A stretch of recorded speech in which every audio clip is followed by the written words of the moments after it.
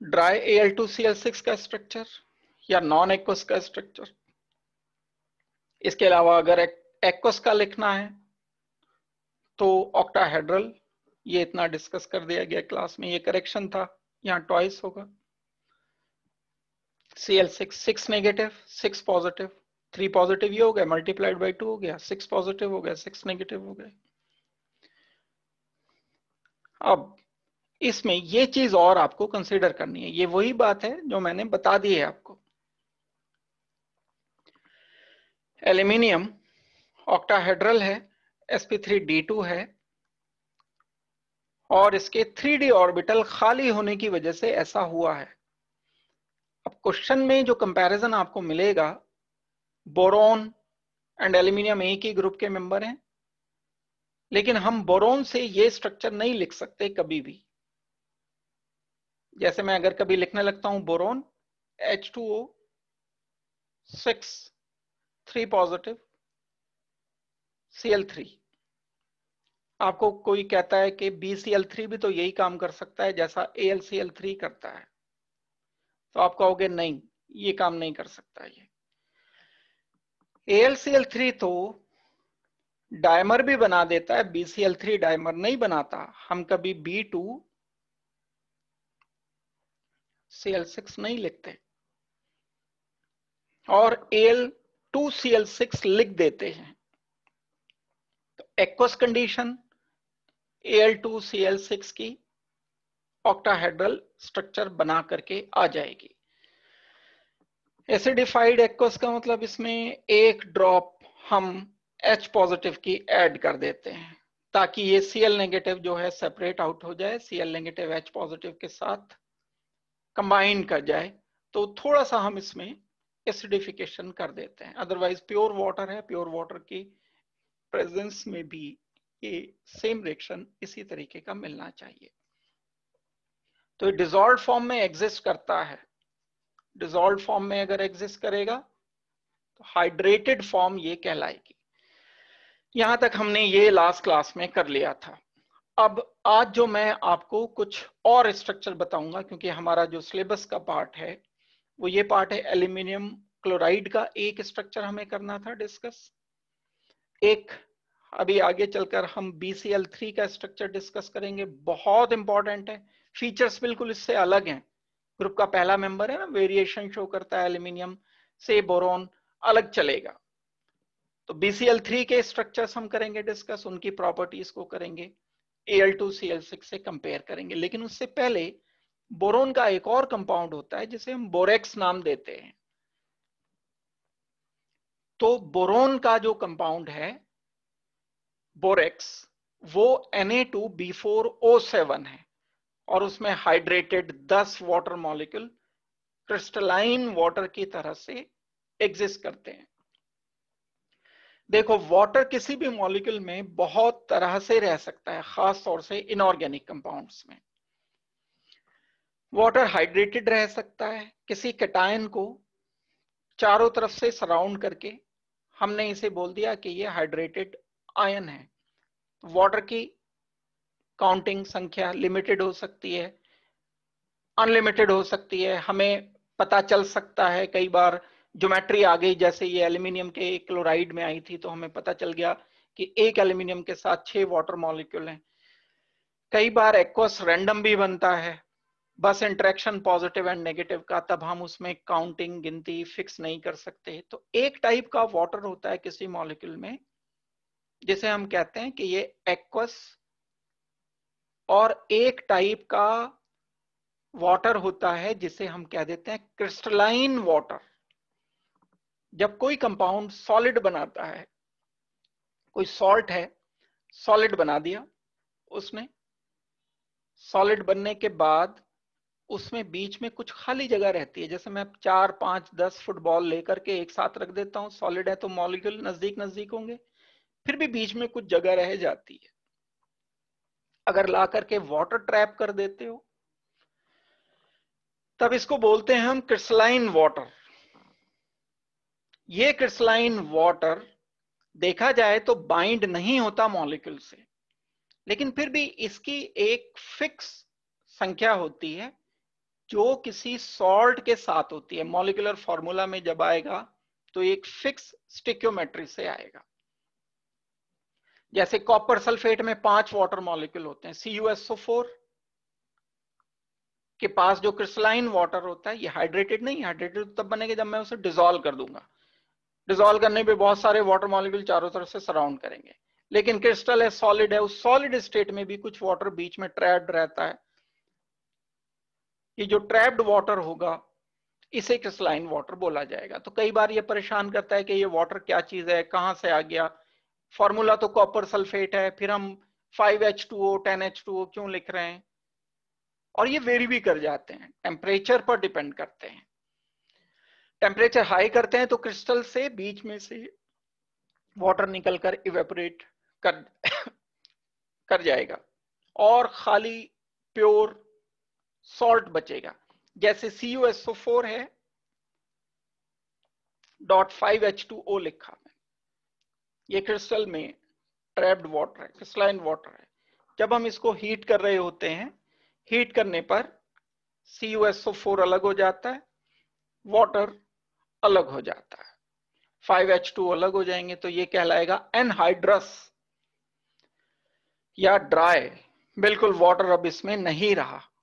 ये क्रिस्टल थे, ये भी ऐसा नहीं है कि इसका सोल्यूशन बन गया था, कम है इसके साथ वाटर। डिसॉल्व तो तब होगा जब बहुत ज्यादा वाटर होगा इसके चारों तरफ।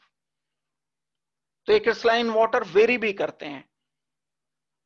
कई बार मैंने थोड़ा सा हीट किया, 1 वाटर हट गया, 2 वाटर हट गए, 5 के 5 हट गए। इसकी वजह से मॉलिक्यूल का, क्रिस्टल का कलर भी चेंज हो जाता है, कई बार फिजिकल प्रॉपर्टीज भी चेंज हो जाती हैं। तो इन बातों का ध्यान रखना है। मैंने जनरल बात बताई है, इसका इससे पी ब्लॉक से कोई रिलेशन नहीं है। तो अभी आपको ये पता चला कि वाटर 2 टाइप के हैं। एक तो वाटर जब हम किसी में डिसॉल्व करते हैं तो किसी कैटायन को चारों तरफ से सराउंड कर लेता है, हाइड्रेटेड हो जाता है मॉलिक्यूल, कैटायन हाइड्रेटेड हो जाता है, जैसे लिथियम पॉजिटिव में पढ़ा। और एक क्रिस्टलाइन वाटर होता है, उसको हम डॉट लगा करके मॉलिक्यूल के साथ कई बार लिख देते हैं। अब जो बोरेक्स होता है वो मॉलिक्यूल है मेरे पास Na2B4O7। इसका बस अभी हम थोड़ा सा स्ट्रक्चर करेंगे। और लेकिन इसमें जो वाटर होते हैं, क्रिस्टलाइन वाटर, वो 10 मॉलिक्यूल्स होते हैं, 10H2O। इसके रिप्रेजेंटेशन के तरीके हैं अलग अलग। किसी भी चीज को एक्सप्लेन करने के एक से ज्यादा वे हो सकते हैं और उनके अपने अपने एविडेंसेस भी होते हैं हमारे पास। ये 10 वाटर मॉलिक्यूल अलग अलग तरह से लिखे जा सकते हैं। तो मैं कुछ अभी 1-2 स्ट्रक्चर जो इसके प्रपोज्ड हैं, एक से ज्यादा स्ट्रक्चर Na2B4O7 के बताए जाते हैं, वो मैं अभी आपको डिस्कस करूंगा एक एक करके। तो हम पहला वाला जो शुरू कर रहे हैं वो शुरू कर रहे हैं बोरेक्स। बोरेक्स जो होता है Na2B4O7.10H2O। एक लिखने का तरीका ये है, ए पार्ट। हम बोरेक्स को ऐसे भी लिख सकते हैं, इन 10 में से 2 वाटर मॉलिक्यूल इधर निकाल के इसके साथ क्लब कर दिए और 8 वाटर मॉलिक्यूल यहां छोड़ दिए। अभी भी मैं मॉलिक्यूलर फॉर्मूला देखूंगा, अगर मैं इसमें से 2-2H2O कर देता हूं तो यही बचेगा Na2B4O7। 7 and 2H2O में से 2 ये हो गए, 2 ये और 4 ये, 7 हो गए हमारे पास, 6। और टोटल मिलाकर के ये 2 वाटर क्योंकि इसके साथ लिए थे हमने, तो Na2B4O5 ये इधर छोड़कर इसमें से 2 वाटर अगर मैं निकाल दूं, OH OH OH and OH, एक वाटर ये निकाल दिया, एक वाटर ये निकाल दिया, H2O।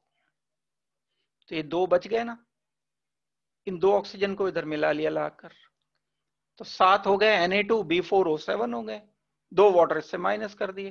तो लिखने का एक तरीका है, रिप्रेजेंटेशन है, आप वैसे ही ऊपर जैसे लिखा रहने दो तो भी कोई दिक्कत की बात नहीं है।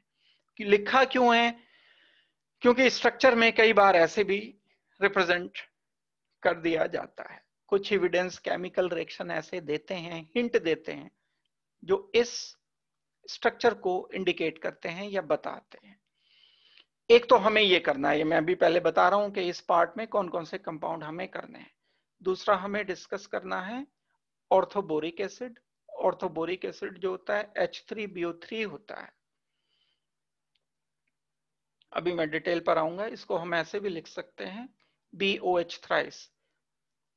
हाइड्रोजन 3 है, ऑक्सीजन 3 है, BOH थ्राइस ये हो गया। डाइबोरेन है मेरे पास, ये डाइबोरेन तीसरा कंपाउंड जो हमें डिस्कस करना है। बहुत इंपॉर्टेंट इसका स्ट्रक्चर है, कोशिश करेंगे इसको करने की। स्ट्रक्चर को B2H6 बोला जाता है। जैसे एन एल्केन के लिए हम इस्तेमाल करते हैं। जैसे हम कह देते हैं एल्केन, एल्क वर्ड कार्बन के लिए इस्तेमाल होता है, और एन इंडिकेट करता है कि इसमें बाकी कार्बन के अलावा हाइड्रोजन जुड़े हुए हैं, एल्केन। इसी तरह से हम बोल देते हैं बोरेन। बोरेन मतलब कार्बन की जगह बोरोन ले लिया, एन लगा दिया इसलिए कि बोरोन के अलावा बाकी के जो हैं हाइड्रोजन है। जैसे मैं लिखता हूं C2H6, ये एल्केन। जैसे B2H6, बोरेन। जैसे हमने लिखा AlH3, एल्यूमिनियम का हाइड्रोजन से कंपाउंड, इसे बोलते हैं, नाम तो है इसका एल्यूमिनियम हाइड्राइड, लेकिन हम इसे एलेन भी बोल देते हैं। जैसे लेड है, प्लम्बियम बोला जाता है, PbH2 या H4, दो कंपाउंड इसके बनते हैं, दो ऑक्सीडेशन स्टेट एग्जिस्ट करती है इनर्ट पेयर इफेक्ट। सोच करके सोचो, PbH4 इसे बोलते हैं प्लम्बेन। वे हैं नाम लिखने के, ऐसा नहीं है आप सिर्फ डाइबोरेन का याद रख लो, इसे जरूरत नहीं है। तो मैं तरीका बता रहा हूं कि कहीं ना कहीं से इनके ओरिजिन हैं, बस हम उन ओरिजिन तक जाते नहीं है। एल्केन, बोरेन, एलेन, प्लम्बेन, एन, यानी उस एलिमेंट के अलावा बाकी हाइड्रोजन है। तो कोई सिस्टम के अकॉर्डिंग नहीं लिखा, यूपीएससी नेमिंग नहीं है कोई, ये जैसे हम नेमिंग करते हैं या कोई, ये इन्हें जनरलाइज किया गया। पुराने टाइम में ऐसे रखे गए थे इनके नाम। तीन ये कंपाउंड हमें डिटेल से डिस्कस करने हैं। जो डाइबोरेन होता है, अगर आप इसे ध्यान से देखते हो तो ये B2H6 है एंड BH3 मल्टीप्लाइड बाई 2 है ये।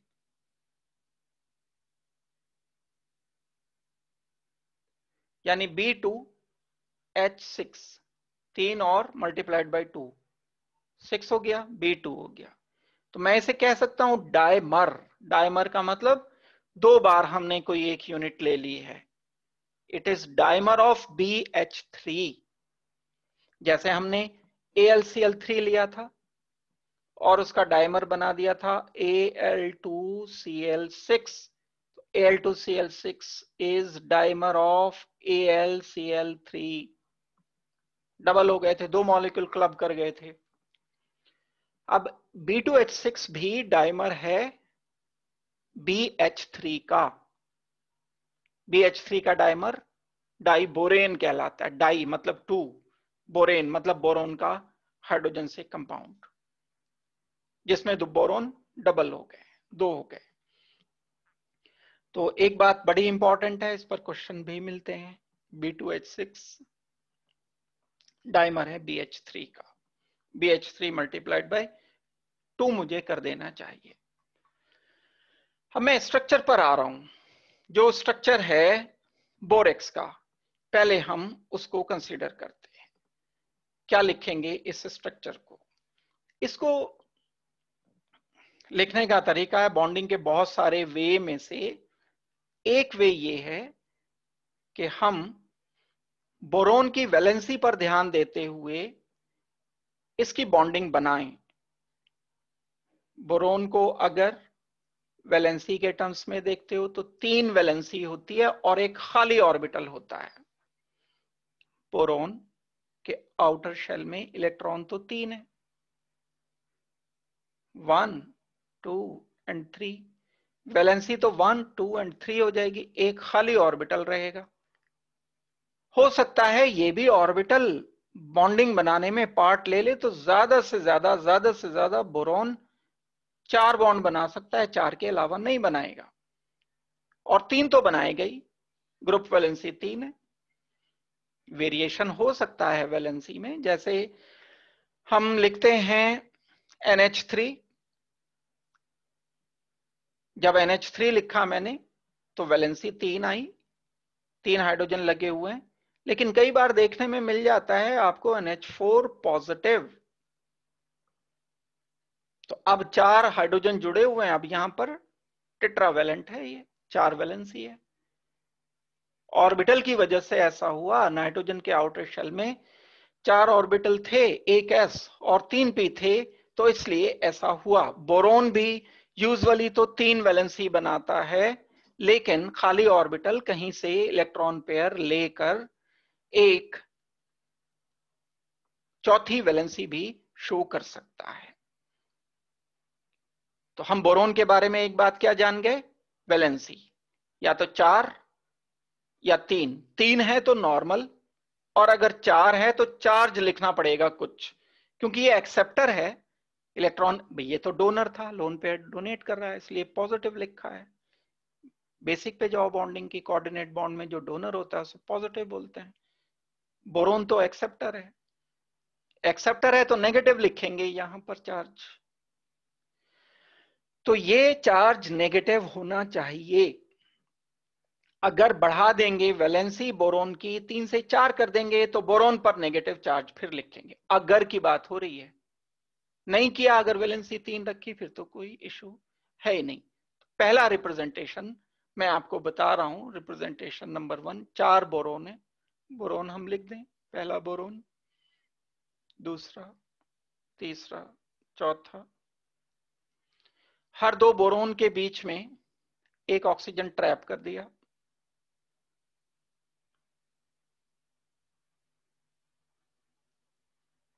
अभी 2 वैलेंसी ही हो पाई है इसकी।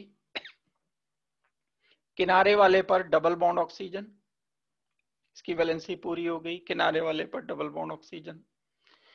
यहां सिंगल बॉन्ड ऑक्सीजन, लेकिन ऑक्सीजन की तो 2 होती है वैलेंसी, इसकी तो पूरी हो गई, तो यहां नेगेटिव लिखना पड़ेगा भाई, जैसे हम लिख देते हैं ना OH नेगेटिव। ये वैसे तो प्रोसीजर तो बहुत लंबा है, इलेक्ट्रॉन डॉट स्ट्रक्चर से सोचो, लेकिन बहुत बड़ा मॉलिक्यूल आ जाता है, इलेक्ट्रॉन डॉट स्ट्रक्चर ना सोचकर मैं डायरेक्ट ही लिख रहा हूं। ये लिख दिए हमने। अब ये जो नेगेटिव है इनके साथ मैं कनेक्ट कर सकता हूं सोडियम पॉजिटिव को, सोडियम पॉजिटिव कनेक्ट कर दिया, सोडियम पॉजिटिव कनेक्ट कर दिया, और इस पूरे पर वाटर मॉलिक्यूल सराउंड करते हैं 10। ये हमारा 1 2 3 4 4 ये हो गए बोरोन, 2 सोडियम हो गए, 1 एंड 2, 2 सोडियम हो गए। ऑक्सीजन 7, 1 2 3 4 5 6 एंड 7, और इसको चारों तरफ से वाटर 1 2 3 4 5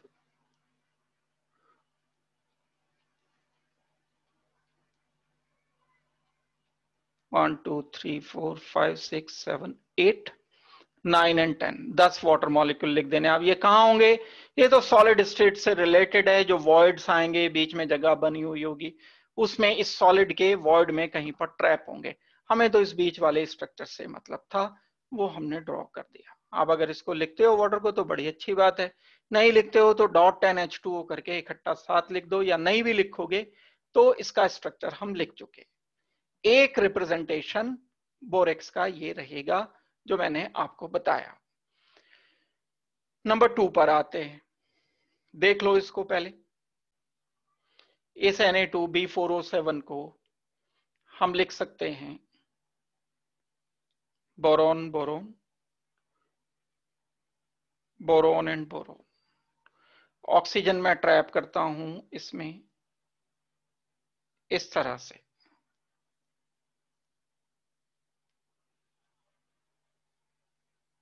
इधर भी कर दिया तो वैलेंसी गड़बड़ हो जाएगी, फिर तो 5 6 रखनी, 4 5 रखनी पड़ेगी, 4 रखनी पड़ेगी।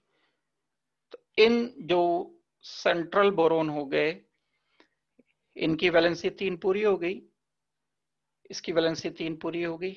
इसकी करने के लिए किनारे पर ऑक्सीजन नेगेटिव, 2 सोडियम पॉजिटिव चाहिए तो 2 ऑक्सीजन नेगेटिव तो रखने पड़ेंगे। बोरोन पर नेगेटिव ना रखकर ऑक्सीजन पर रखेंगे क्योंकि वो ज्यादा इलेक्ट्रोनेगेटिव है। यहां हमें सोडियम पॉजिटिव से रिप्रेजेंटेशन करना होगा। सोडियम पॉजिटिव 7 लिख दिया, सोडियम पॉजिटिव यहां 7 लिख दिया, साथ में डॉट 10H2O लिख सकते हो। एक ये स्ट्रक्चर है, और भी बन सकते हैं, लेकिन ये 2 कॉमन स्ट्रक्चर हैं जो हमने रिप्रेजेंट किए। फिर जो इनके केमिकल रिएक्शन होते हैं, हीट करने पर बॉन्ड टूटते हैं, ब्रेक होते हैं, उनसे जो कंपाउंड बनते हैं, उनसे हम एविडेंस निकालते हैं कि इनमें ज्यादा पॉसिबिलिटी किस स्ट्रक्चर की है। वो आपके डिस्कशन से बाहर की चीज है, हमें तो जस्ट इनके electron dot structure and bonding represent करते हुए ये आंसर देने हैं। ये मैंने आपको बता दिया और ये अब आपको आ जाना चाहिए, 1 2 बार लिख करके प्रैक्टिस करोगे तो सीख लोगे इसको। सॉल्ट किसे कहते हैं हम? सॉल्ट है ये। सॉल्ट होने का मतलब ये हो गया कि हम इसको बोलेंगे कि ये बेस एंड एसिड से मिलकर के बना है। जब एसिड एंड बेस से मिलकर के बना है तो कहीं ना कहीं इस पर नेगेटिव चार्ज आएगा, कैटायन पर पॉजिटिव चार्ज आएगा। बोरेक्स के स्ट्रक्चर को अगर हम लिखना चाहते हैं, थर्ड एक वे है, 2 बता चुका मैं आपको। हर 4 बोरोन को एटम को लिख लो, उनके बीच में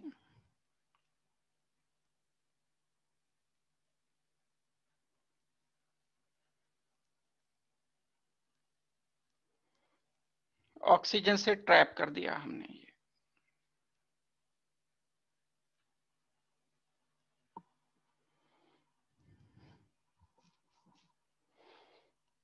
यहां पर ऑक्सीजन के साथ H लिख दिया। परेशान मत होना कि H कहां से आ गया, इसमें तो Na2B4, हमने ये H यहां से लिया, अभी थोड़ी देर पहले रिप्रेजेंट किया था ना, OH4 लिख दिया था, उसकी बात हो रही है। यहां पर इन 2 बोरोन के बीच में भी ऑक्सीजन लिखा। बोरोन के इलेक्ट्रॉन टोटल होते कितने हैं? टोटल इलेक्ट्रॉन होते हैं 3, ये 3 यूज हो गए। इन 2 बोरोन के बीच में लिखकर यहां इसके 3 पूरे हो गए। इसके 3 पूरे करने के लिए मैंने OH कनेक्ट किया, इसके 3 पूरे करने के लिए OH यहां कनेक्ट किया। अब अगर मैं यहां पर OH लिखता हूं तो वैलेंसी बढ़ जाएगी।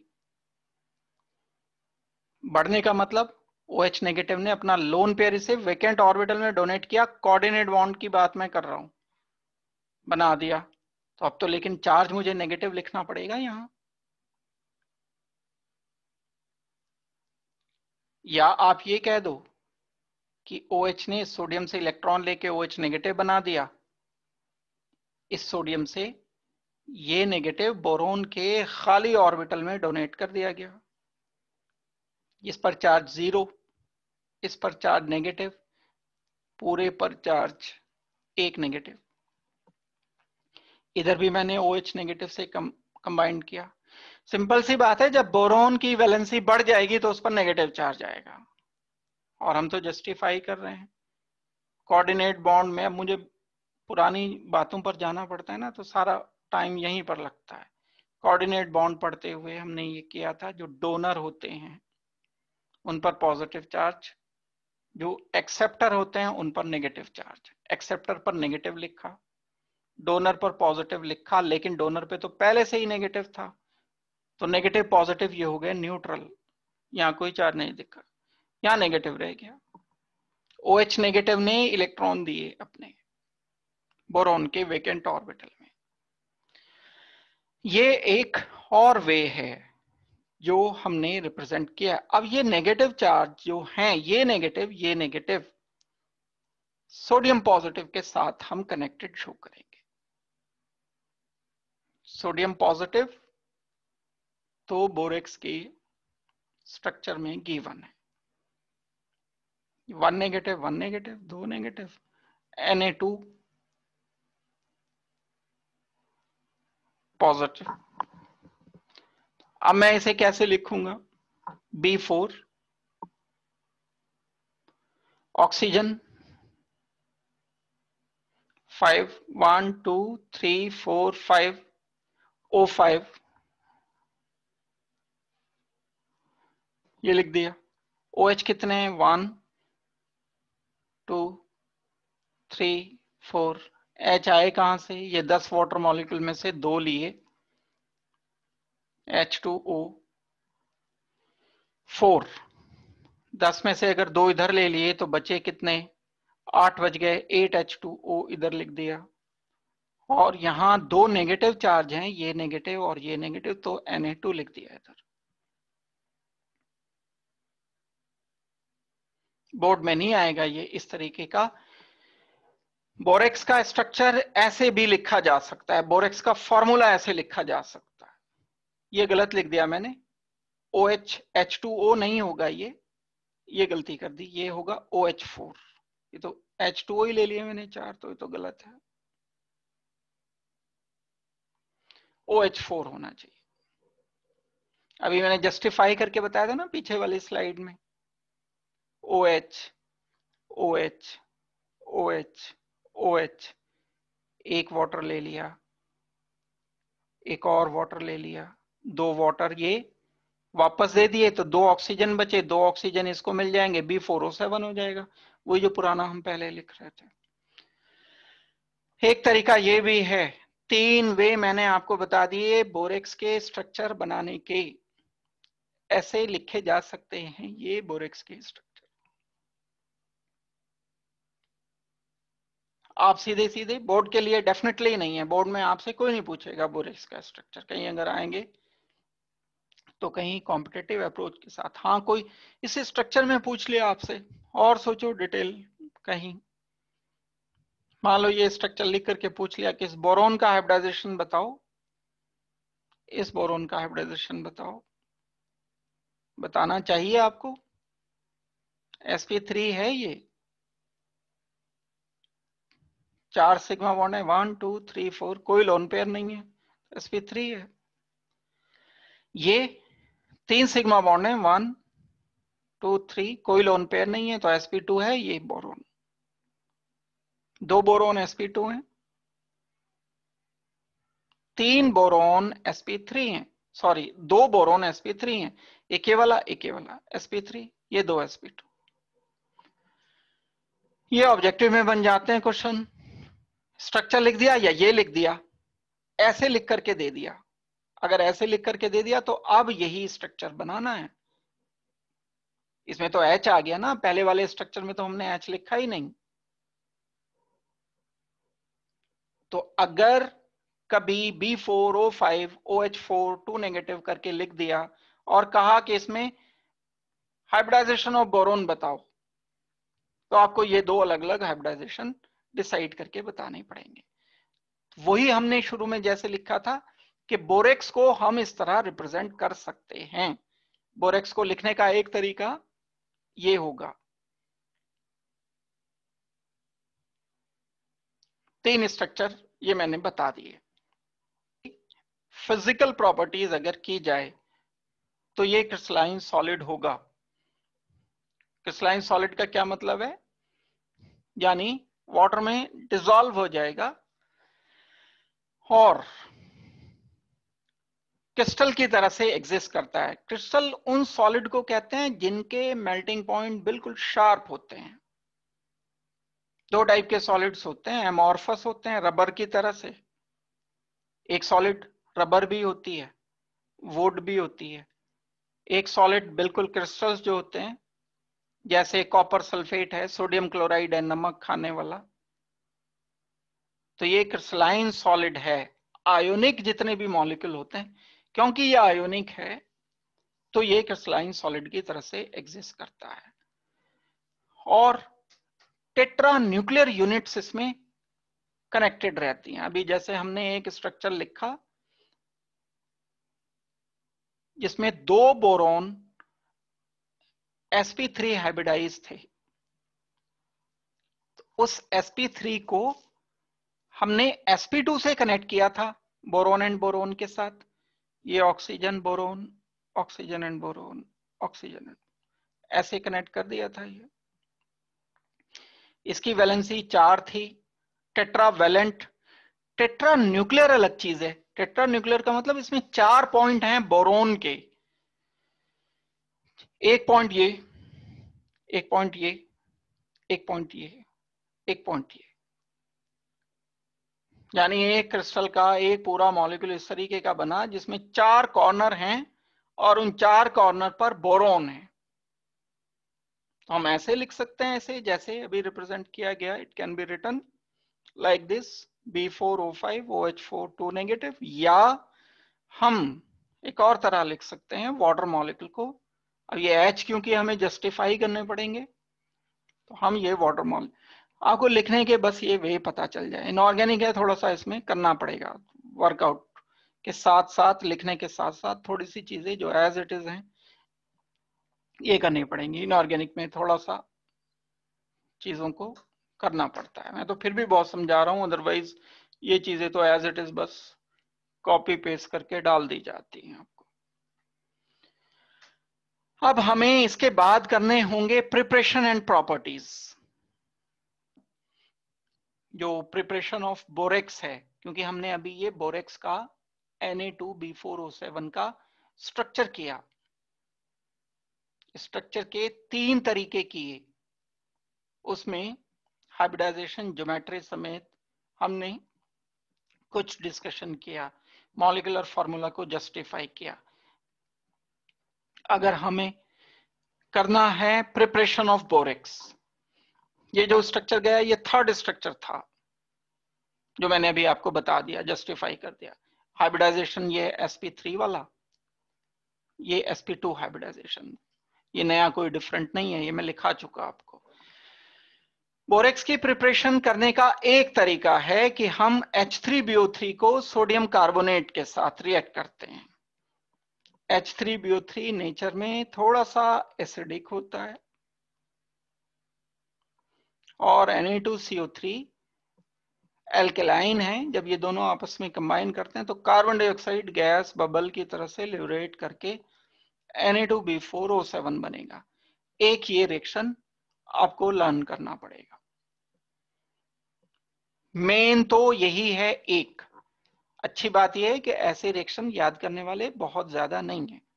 क्या करते हैं हम, H3BO3 लेते हैं टेस्ट ट्यूब में, एक सोल्यूशन लेते हैं Na2CO3 का, ये सॉलिड हैं दोनों,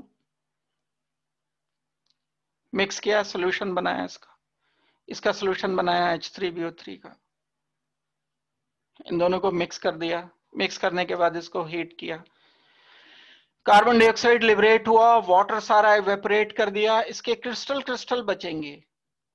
जब एक टेस्ट ट्यूब में इन दोनों को मिक्स कर दिया जाएगा, इसको भी डालकर इसे हीट करते रहेंगे तो CO2 एंड वाटर इवेपोरेट हो जाएंगे। हीट कर रहे हैं क्योंकि साथ बचेगा क्या, Na2B4O7 बचेगा, उसके क्रिस्टल नीचे डिपॉजिट हो जाएंगे, बच जाएंगे।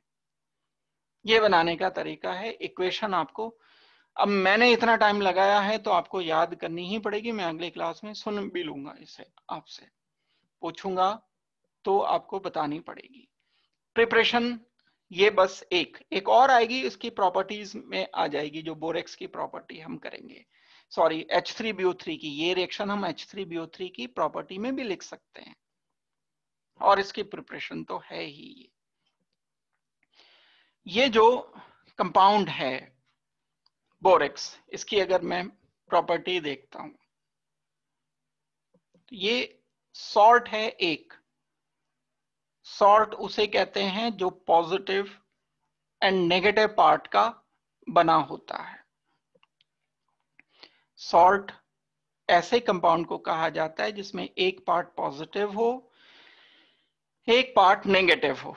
इसमें भी ऐसा है, सोडियम पॉजिटिव है एंड B4O7 2 नेगेटिव है। नेगेटिव पार्ट जो आता है वो एसिड से आता है हमेशा। पॉजिटिव पार्ट आता है हमारा बेस के साथ, तभी तो सॉल्ट बनता है। Acid plus base gives salt. Acid क्या है?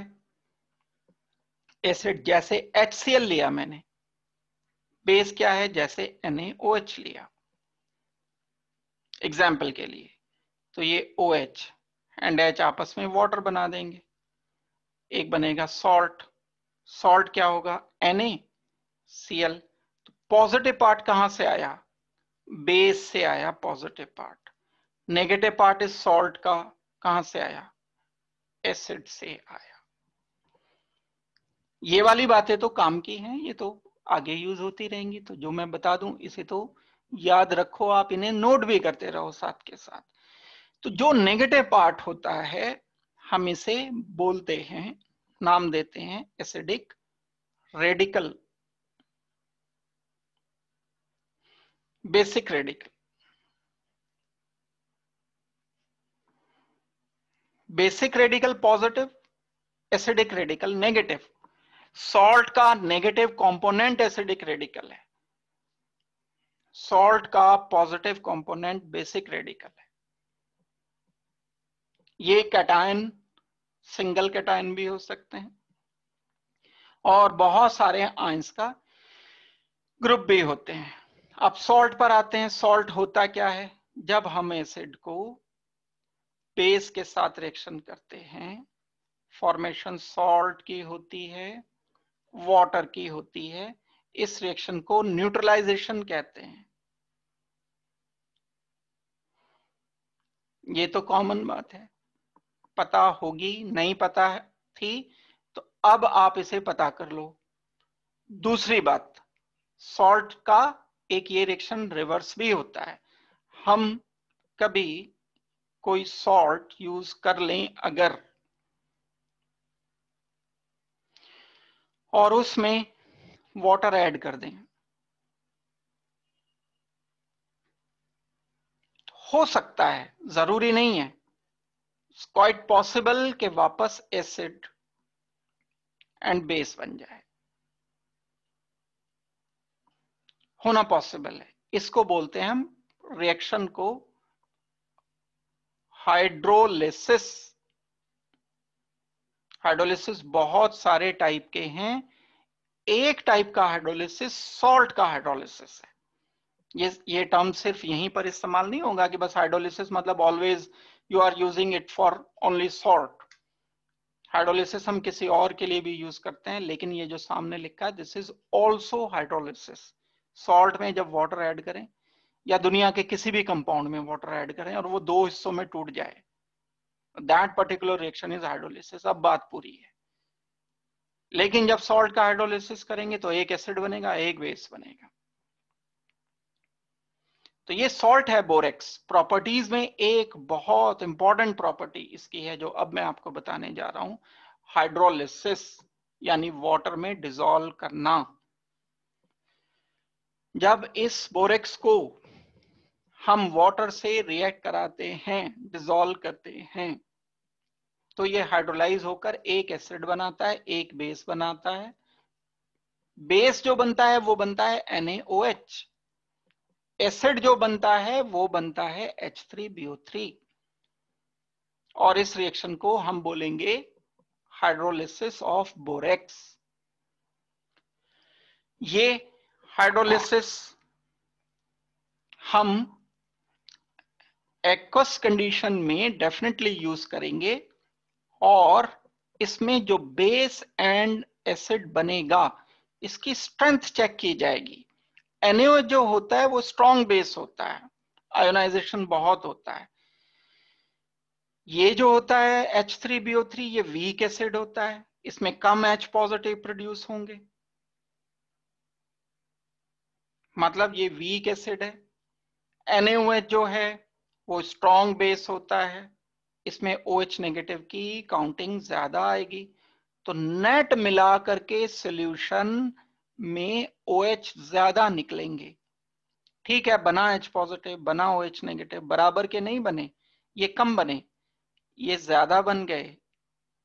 ज्यादा बनने की वजह से क्या नतीजा निकला कि ये सॉल्यूशन का मिक्सचर दोनों का NaOH H3BO3 का मिक्सचर बोला गया कि ये बेसिक हो गया, एल्केलाइन हो गया सॉल्यूशन।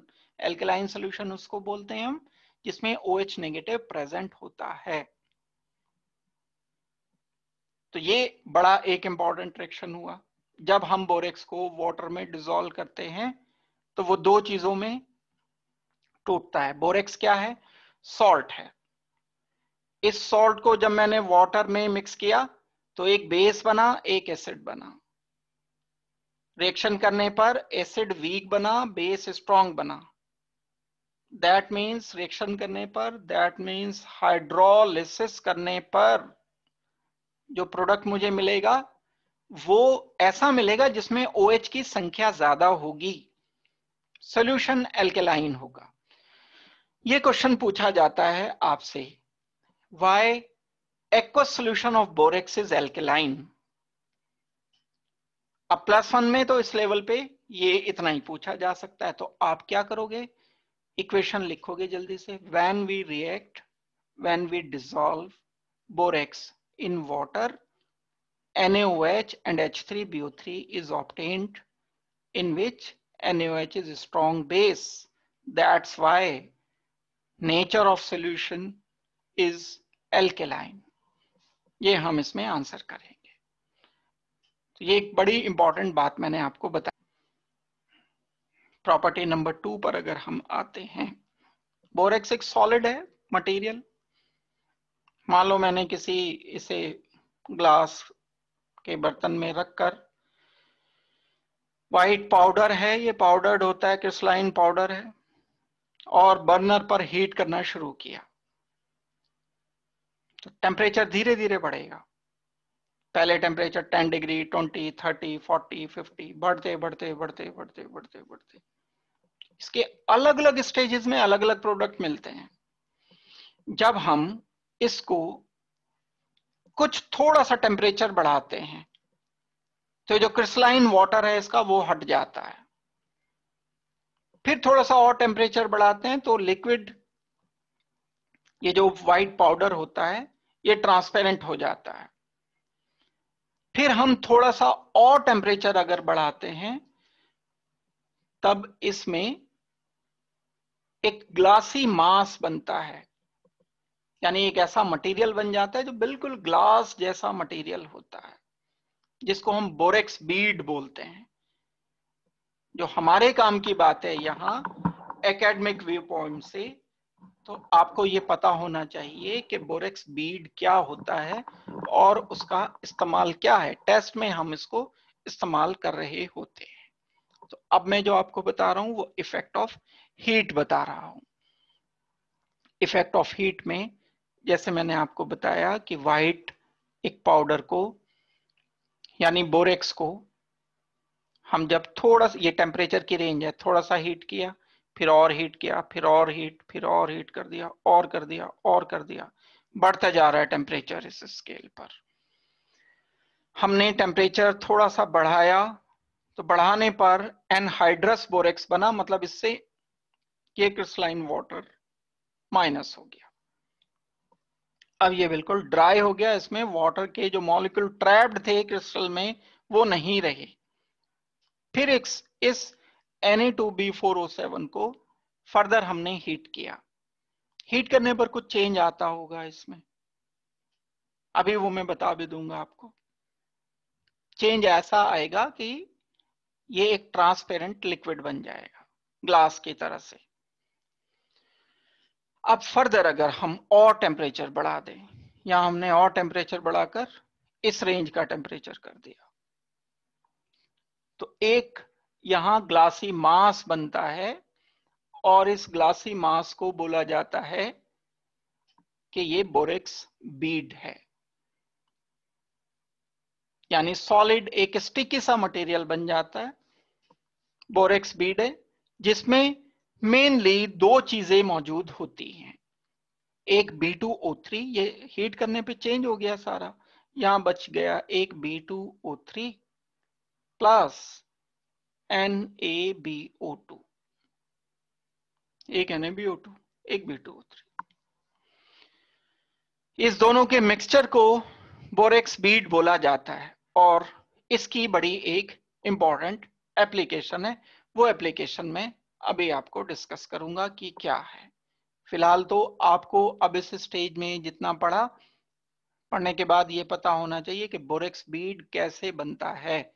जब हम बोरेक्स को अलग अलग टेम्परेचर पर हीट करते हैं, पहले एनहाइड्रस बोरेक्स बनता है, फिर ट्रांसपेरेंट लिक्विड बनता है, हायर टेम्परेचर पर B2O3 एंड NaBO2 का मिक्सचर बन जाता है जिसे हम बोरेक्स बीड बोल रहे होते हैं, और जो कि एक ग्लासी मास होता है।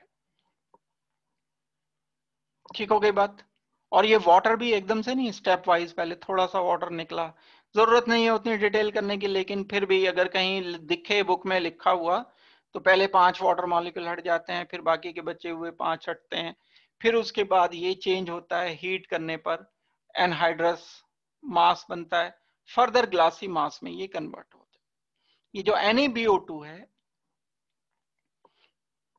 ये मेटाबोरेट कहलाता है, इसका नाम है सोडियम मेटाबोरेट। एंड B2O3 जो है ये एनहाइड्राइड ऑफ बोरोन कहलाता है, या हम इसको बोरिक एनहाइड्राइड कहते हैं।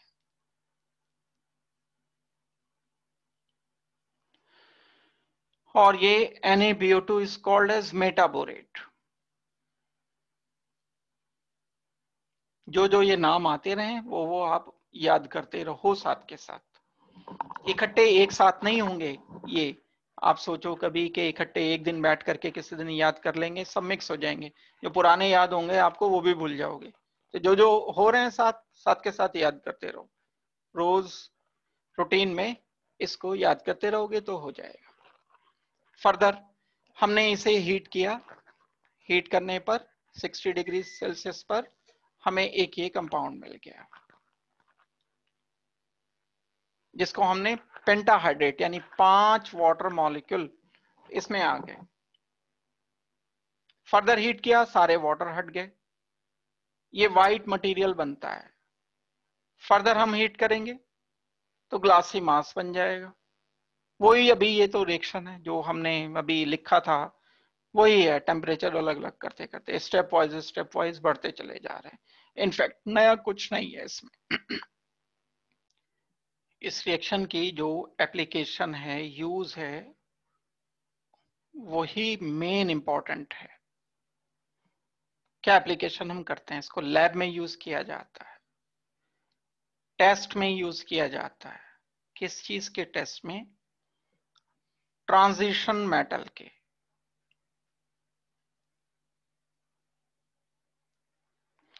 ट्रांजिशन मेटल कौन से?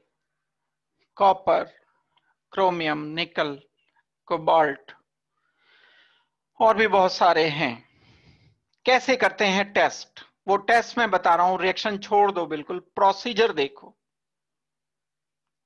क्या टेस्ट हम करते हैं? एक वायर लेते हैं प्लेटिनम का, उसका एक लोब बनाते हैं यहां पर ताकि उस पर थोड़ा सा बोरेक्स रखा जा सके। यहां पर हम रख देते हैं इस लोब पर थोड़ा सा Na2B4O7 10H2 और इसको फ्लेम पर, फ्लेम ली एक, और उस फ्लेम पर इसको हमने बर्न करना शुरू कर दिया, हीट करना शुरू कर दिया। धीरे धीरे धीरे धीरे टेम्परेचर बढ़ाते चले गए। क्या होगा? पहले ये व्हाइट मास बन जाएगा, पोरस मास बनेगा, फिर ट्रांसपेरेंट लिक्विड बन जाएगा, फिर ग्लासी सॉलिड मास बन जाएगा। उस ग्लासी सॉलिड मास में क्या होगा? उसमें होगा NaBO2, लास्ट में अभी जो केमिकल रिएक्शन लिखा था। और उसमें क्या होगा? B2O3। ये NaBO2 क्या करता है? ट्रांजिशन मेटल से रिएक्शन करता है। ट्रांजिशन मेटल कोई सा एक, या तो क्रोमियम या कॉपर या निकल या कोबाल्ट या आयरन और भी बहुत सारे कोई। तो ये NaBO2 अगर इनसे रिएक्शन कर सकता है सिर्फ रिएक्शन करना टेस्ट नहीं बनाता है इसको। रिएक्शन करके ट्रांजिशन मेटल का प्लस इस NaBO2 का जो रिएक्शन होता है, रिएक्शन होकर कुछ भी जो भी कुछ बना वो कलर्ड बना, और ये कलर हर मेटल के केस में अलग है। तो हम तो कलर देख के बता देंगे अगर हमें पहले से इंफॉर्मेशन है कि कॉपर के केस में कौन सा कलर आता है, क्रोमियम के केस में कौन सा आता है, आयरन के केस में कौन सा आता है। तो हम तो कलर देख करके बता देंगे कि जो ट्रांजिशन मेटल मैंने इसके साथ मिक्स किया वो ट्रांजिशन मेटल कौन सा रहा होगा। क्या प्रोसीजर मैंने बताया? अब मैं लैब में जो टेस्ट करते हैं वो प्रोसीजर आपको रिपीट कर रहा हूं कैसे किया। प्लेटिनम वायर लिया, उसका एक लूप बनाया, उस पे बोरेक्स रख दिया Na2B4O7.NH2। उस बोरेक्स में जिसको मुझे टेस्ट करना है चीज को, जिसमें मुझे डाउट है कि यहाँ क्रोमियम हो सकता है या आयरन हो सकता है या निकल हो सकता है, इसको मिला दिया। अब इनमें से कोई सा है लेकिन मुझे पता नहीं है कि कौन सा है। मिलाकर मिक्सचर बनाकर पेस्ट बनाकर उस आयरन लूप पर, उस प्लेटिनम लूप पर रखकर इसे फ्लेम पर बर्न कर दिया। काफी देर तक बर्निंग करने के बाद जब ये बोरेक्स NaBO2 में बदल जाएगा तो ये NaBO2 जो भी ट्रांजिशन मेटल है, अब हमें तो यही तो नहीं पता कि कौन सा है, या तो कॉपर रहा होगा या क्रोमियम होगा या आयरन होगा या कोबाल्ट होगा या निकल होगा एंड मैनी मोर, कोई सा एक होगा उसमें से। उसने रिएक्शन कर लिया, करने के बाद एक कलर बनाया और कलर इसका अपना स्पेसिफिक होगा, इसका कलर स्पेसिफिक है, कोबाल्ट के मेटाबोरेट का कलर स्पेसिफिक है, निकल का स्पेसिफिक है। वो कलर हमारे पास एक पहले से लिस्ट मौजूद होती है कि किस कंपाउंड का क्या कलर है, उससे कलर हम मैच करके देख के बता देते हैं कि वाला एलिमेंट इस अननोन मटेरियल में प्रेजेंट था, और ये टेस्ट कंफर्म हो जाता है। और इस टेस्ट को बोला जाता है बोरेक्स बीड टेस्ट।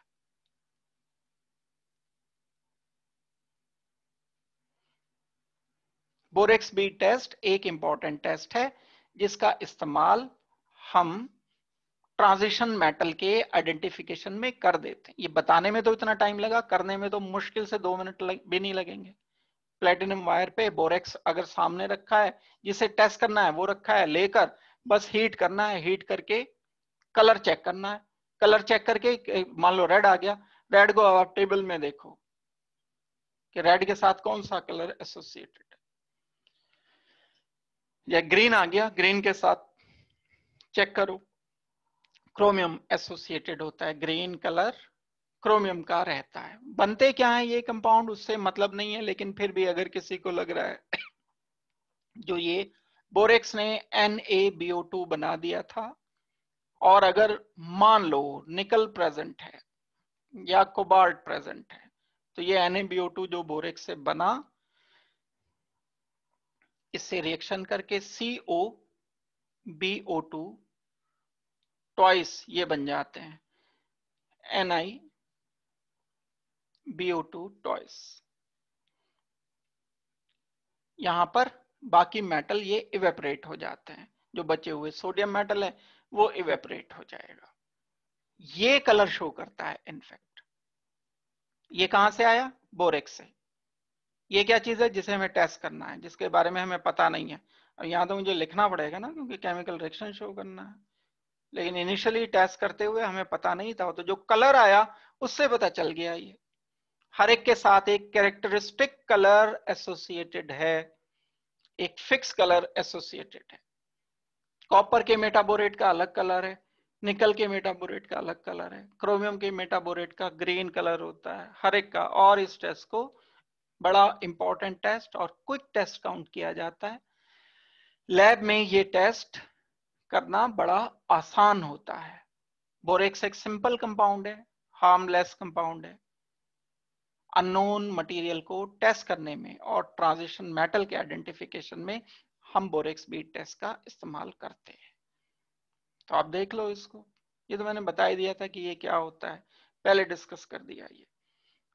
तो बोरेक्स बीट टेस्ट के बारे में ये इतनी इंफॉर्मेशन बता दी आपको, इससे ज्यादा मैंने जो भी है सारा ये नोट करो, फिर कोई अगर पूछनी है कोई बात तो पूछो मेरे से।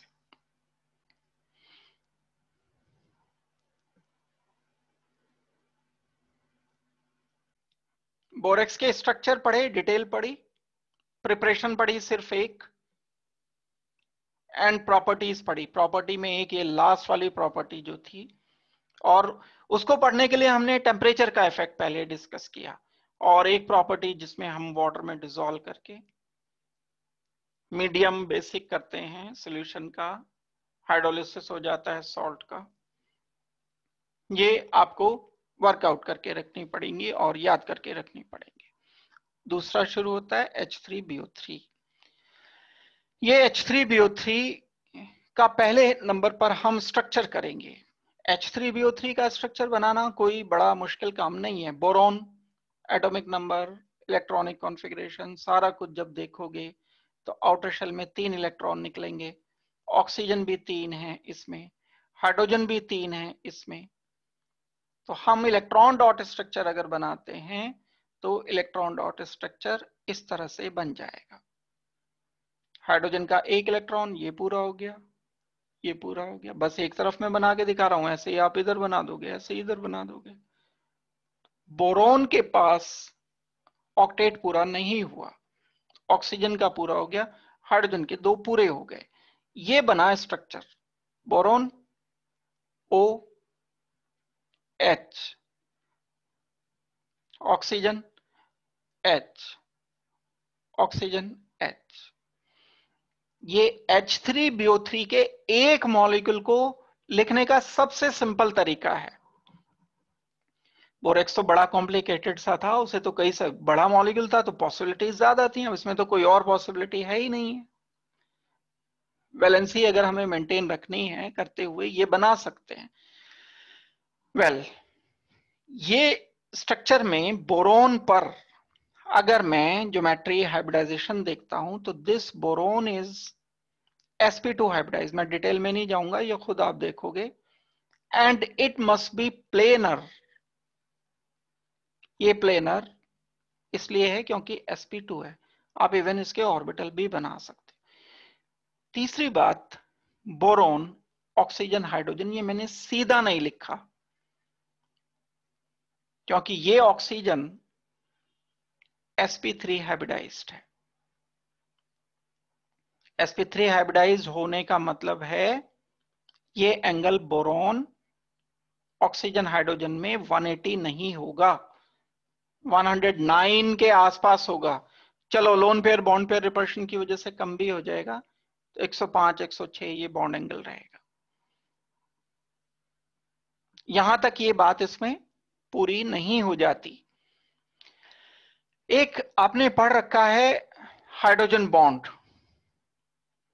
हाइड्रोजन बॉन्ड किसी polar hydrogen and lone pair of electronegative element के बीच में बनता है।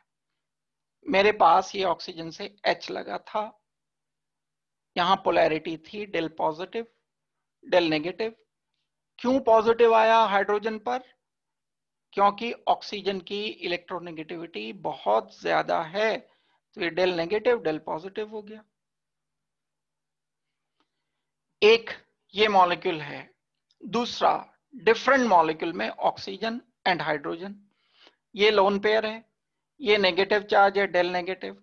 ये डेल नेगेटिव एक मॉलिक्यूल का दूसरे मॉलिक्यूल के पॉजिटिव से इंटरेक्शन कर पा सकता है। इस इंटरेक्शन को ही हम हाइड्रोजन बॉन्ड का नाम देते हैं। कैसे मैं डिफाइन करूंगा हाइड्रोजन बॉन्डिंग को? It is an interaction between lone pair of electronegative element and polar hydrogen, the hydrogen which is attached with strong electronegative element like oxygen, nitrogen and fluorine। एक ऐसा हाइड्रोजन जो positive हो, वो कौन होगा positive? जब वो ऑक्सीजन, नाइट्रोजन, फ्लोरीन से लगा होगा। इसको मैं नाम दे दूंगा, टैग कर दूंगा, it is called as polar hydrogen. When polar hydrogen of one molecule is interacted with lone pair of another molecule, तब ये बोला जाता है कि ये हाइड्रोजन बॉन्ड है। ये हाइड्रोजन बॉन्ड H3BO3 में तो एक ये भी है, एक ये भी है, एक ये भी है, इधर हाइड्रोजन बॉन्ड बनाएगा। दूसरे ऑर्थोबोरिक एसिड में ऑक्सीजन भी है, इससे हाइड्रोजन बॉन्ड बनाएगा, इससे हाइड्रोजन बॉन्ड बनाएगा, बनाता चला जाएगा। ये तो हाइड्रोजन बॉन्ड जो बनेगा एक इस तरीके का हाइड्रोजन बॉन्ड बनेगा कि ये बनते चले जाएंगे, बनते चले जाएंगे हाइड्रोजन बॉन्ड। और जो हाइड्रोजन बॉन्ड बनते चले गए तो नेटवर्किंग होती चली जाएगी H3BO3 की, BOH, OH, hydrogen bond, oxygen H, boron, oxygen H, यहां हाइड्रोजन बॉन्डिंग, ऑक्सीजन H, यहां हाइड्रोजन बॉन्डिंग, बनाते चले जाओ। इसका जो H है फिर हाइड्रोजन बॉन्ड बनाएगा, किससे? ऑक्सीजन से, बोरोन OH। इसका जो OH है फिर हाइड्रोजन बॉन्ड बनाएगा। बड़ा एक सिस्टमैटिक नेटवर्किंग स्ट्रक्चर जिसमें सारे प्लेनर H3BO3, भाई ये एक तो मॉलिक्यूल प्लेनर है, शीट की तरह से है। क्यों है शीट की तरह से? क्योंकि ये कार्बन sp2 है, sp2 तो ट्राइगोनल प्लेनर होता है। सॉरी, ये बोरोन sp2 है, कार्बन नहीं, बोरोन sp2 है। प्लेनर है तो प्लेनर से प्लेनर कनेक्ट करते करते करते पूरा एक शीट जैसा बड़ा स्ट्रक्चर बन जाता है। और ये स्ट्रक्चर H3BO3 का पॉलीमेरिक, यानी मैं सब का अगर मॉलिक्यूलर फॉर्मूला लिखने लगूं तो H3BO3 और यहां लिखना चाहिए N। इनकी गिनती तो अनलिमिटेड है, बढ़ती जा रही है, बढ़ती जा रही है। एक तरीके से पॉलीमेरिक जैसा ये स्ट्रक्चर होता है due to the formation of strong hydrogen bonding. बहुत स्ट्रॉन्ग हाइड्रोजन बॉन्डिंग की वजह से ऐसा कुछ है। और शीट जैसा एक स्ट्रक्चर बन जाता है, एक ऐसी शीट बन जाती है जैसे पेपर की शीट ले लो आप। इस शीट में क्या लगे हुए हैं? H3BO3 लगे हुए हैं, POH, OH, OH, और ये हाइड्रोजन बॉन्ड H ऑक्सीजन, ये hydrogen bond oxygen, boron, hydrogen. ये शीट बन गई एक। अब एक अकेली शीट तो नहीं होगी, एक दूसरी शीट और है इसके साथ जो नीचे और फर्दर इसके ऊपर और फर्दर इसके ऊपर चलती चली जाएगी। बहुत सारी शीट्स H3BO3 के पॉलीमर की, H3BO3 की एक शीट N लिख दिया मैंने, यहां दूसरी शीट H3BO3 की N लिख दिया, यहां पर H3BO3 की एक और शीट N लिख दिया यहां पर। इनमें जो आपस में इंटरेक्शन होता है मॉलिक्यूल में, बड़े मॉलिक्यूल में इंटरेक्शन या किन्हीं भी दुनिया के दो पार्टिकल में इंटरेक्शन होते हैं, इन इंटरेक्शन को हम कहते हैं, जो न्यूट्रल के बीच में होते हैं, वैन डर वाल इंटरेक्शन।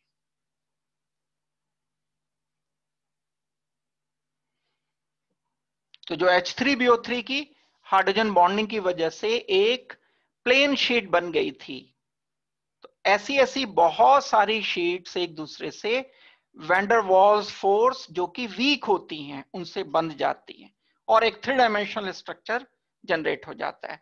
भाई आपने एक पेपर लिया तो वो तो प्लेनर है, कॉपी का पेज, एक और पेज लिया वो भी प्लेनर है, एक और लिया, एक और लिया, एक और लिया, 20, 50, 100, 200 पेज की तो पूरी किताब इतनी मोटी बन जाएगी है। तो ये तो 3D हो गया ना, स्ट्रक्चर तो 3D ही होता है, लेकिन उस 3D स्ट्रक्चर में बहुत सारी शीट्स एक दूसरे के ऊपर रखी होती हैं और वो शीट्स एक दूसरे से बंधी होती हैं वैन डर वाल्स फोर्सेस से जो कि वीक होती हैं और इस शीट में आपस में बहुत सारे H3BO3 मॉलिक्यूल हाइड्रोजन बॉन्ड के थ्रू एक दूसरे से कनेक्टेड रहते हैं। ये है ओरिएंटेशन स्ट्रक्चर का ऑर्थोबोरिक एसिड के, और जो कि बहुत काम की चीज है। वो एरिया है जहां से आपको कंपटीशन में बड़े क्वेश्चन मिलते हैं। ये जो स्ट्रक्चर मैंने आपको बताया, जो आपने बॉन्डिंग में पढ़े हैं, बॉन्डिंग में तो सिर्फ बॉन्ड बॉन्ड के टाइप पढ़े हैं। अब हम अपीयरेंस कैसी होगी, मॉलिक्यूल दिखेगा कैसा, तो हम कहते हैं ऑर्थोबोरिक एसिड लेयर स्ट्रक्चर होता है।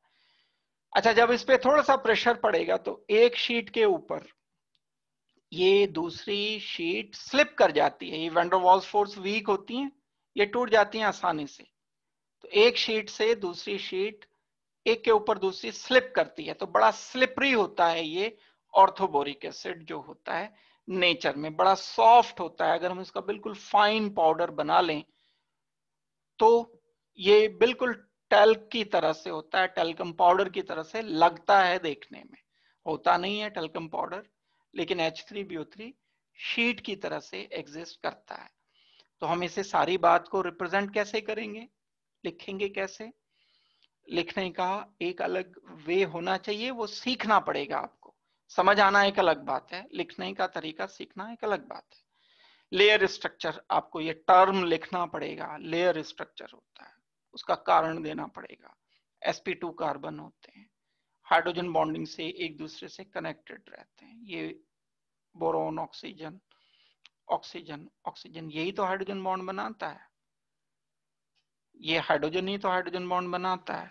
तो मैंने लिख दिया BO3 कि बहुत सारी यूनिट्स हाइड्रोजन को इंक्लूड करके बीच में हाइड्रोजन ट्रैप करके हाइड्रोजन बॉन्ड बना देती हैं। और ये स्ट्रक्चर ऐसे कुछ मैंने जो बनाया था वो तो खराब सा गंदा सा स्ट्रक्चर बना था, राइटिंग अच्छी नहीं है इसलिए। ये लेकिन साफ सुथरा सा स्ट्रक्चर, बिल्कुल सिमेट्रिकल सिस्टमैटिक, एक लेयर एंड शीट स्ट्रक्चर ये बन गया, जिसमें ब्रोकन लाइन हाइड्रोजन बॉन्ड है। ये थिक लाइन जो है ये सिंपल बॉन्डिंग यानी शेयरिंग वाली है, जैसे हम शेयरिंग करते हैं ठीक उसी तरह से ये है। एक तो बात ये हो गई। अब हम इसे आगे अगर प्रोसीड करें तो लेयर, एक लेयर दूसरी लेयर पर रखी रहती है, weak van der Waals force से कनेक्टेड रहती है। अगर हम प्रिपरेशन करते हैं तो प्रिपरेशन करने के लिए एक बड़ा सिंपल सा वे है, थोड़ी देर पहले अभी हमने किया था। Na2B4O7 को वाटर से रिएक्शन कर दिया था। एक अभी थोड़ी देर पहले याद करो रिएक्शन किया था, हाइड्रोलिसिस, Na2B4O7 प्लस H2O कर दिया था। तो यहां NaOH बना था, स्ट्रॉन्ग बेस प्लस BOH। अब ये एल्कलाइन हो गया था, इसकी वजह से हम क्या करते हैं, थोड़ा सा इसमें एसिड ऐड कर देते हैं ताकि ये NaOH हट जाए। NaOH इस एसिड से रिएक्शन करके ये न्यूट्रलाइज हो जाता है, सिर्फ BOH3 बचता है। तो बनाने का तरीका इनफैक्ट हम पढ़ चुके हैं अभी थोड़ी देर पहले। हम इसे क्या बोलेंगे, हम इसको बोलेंगे, एक मिनट, इसको बोलेंगे हाइड्रोलिसिस ऑफ बोरेक्स। बस एक चीज मैंने इसमें बढ़ाई है थोड़ी सी, और वो क्या है, इसमें थोड़ा सा एसिड बाहर से ऐड किया है। पहले हमने ये एसिड नहीं लिया था। एसिड ऐड कर देने से क्या होगा, ये जो NaOH बना था बेस इस एसिड के साथ न्यूट्रलाइज हो जाएगा और हट जाएगा, सॉल्ट सॉलिड बन के नीचे सेटल हो जाएगा। BOH, ये थ्राइस जो बना H3BO3 सेपरेट आउट कर लिया जा सकता है। एक तरीका ये तरीका है जो कि इंपॉर्टेंट है। नंबर 2 पर आते हैं हम। जो हैलाइड्स होते हैं, बोरोन के हैलाइड जैसे BCl3 है, BBr3 है, Bi3 है, इनका जब हम हाइड्रोलिसिस करते हैं, वाटर से रिएक्शन करते हैं, एक छोटा सा एग्जांपल मैं बता देता हूं। जैसे हमने बोरोन का क्लोराइड लिया, हाइड्रोलिसिस मतलब वाटर के साथ क्लीवेज किया, 3 Cl हैं तो 3 वाटर मॉलिक्यूल लेकर HCl कर दिया, हटा दिया यहां से, HCl हटा दिया।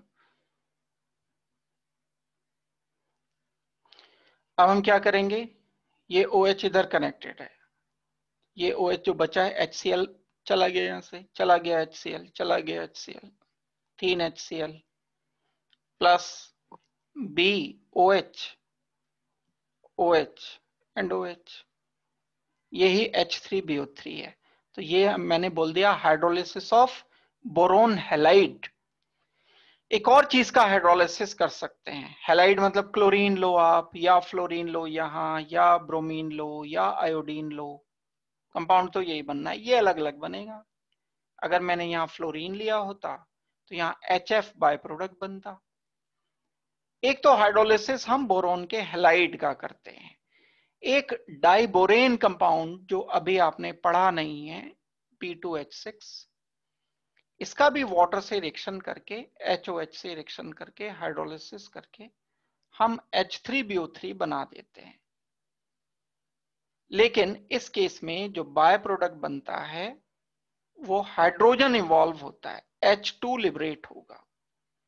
B2H6 को मैं ऐसे लिख सकता हूं, B H H and H, BH3 का डायमर ही है, तो एक लिख लिया मैंने पार्ट इसका।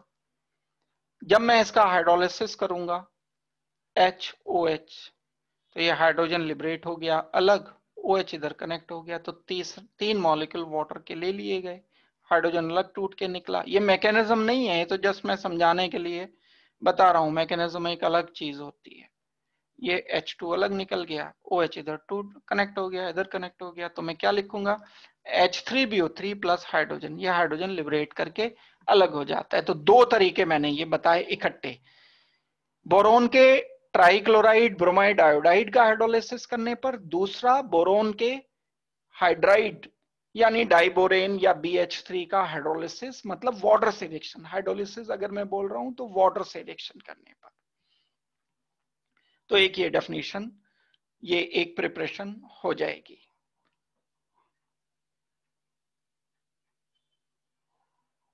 जो दूसरी एक और इक्वेशन थी वो BCl3 प्लस H2O किस, क्या लिखोगे साथ में,